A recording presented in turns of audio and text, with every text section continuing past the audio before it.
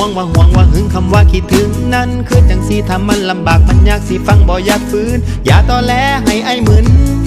ไปนาเป็นแต่ก่อนนั้นอ้ายสิรู้สึกดีกว่านี้กับเจ้าอยู่แต่มื้อนี้มีผู้มาอยู่ดูแลข้างเจ้าเป็นฝั่งฟ้ายังสิมาเว้าอยู่ว่าคิดฮอดฮู้ขี้กูนี่ฮู้ขี้กูนี่ฮู้ขี้กูนี่อย่ามาหาตัวฮู้ขี้กูนี่ฮู้ขี้กูนี่ฮู้ขี้กูนี่เห็นว่าเป็นจังซี่จำปาดักตอนกินกบกินเขียดแต่บ่ได้งอ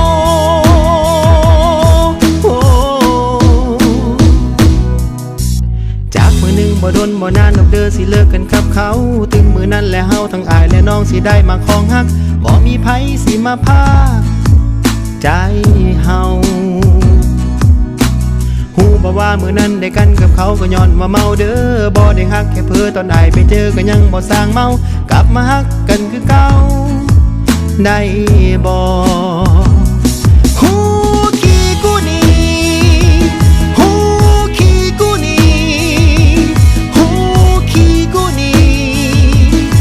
มาหาตัวฮู้ขี้กูนี่ฮู้ขี้กูนี่ฮู้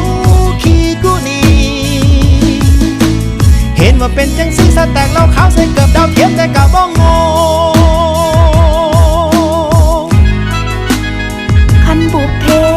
เคยสร้างร่วมกันแต่สาก่อนบุญสิหลอนทรงให้หักกันได้ดังเดิมสั่นแล้ว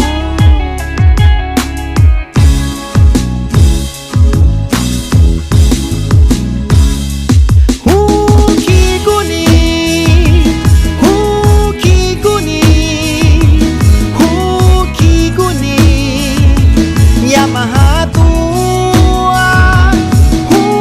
ขี้กูนี่ฮู้ขี้กูนี่ฮู้ขี้กูนี่เห็นว่าเป็นจังสิจำปาดักตอนกินกบกินคิดแต่บ่ได้ขี้กูนี่ฮู้ขี้กูนี่ฮู้ขี้กูนี่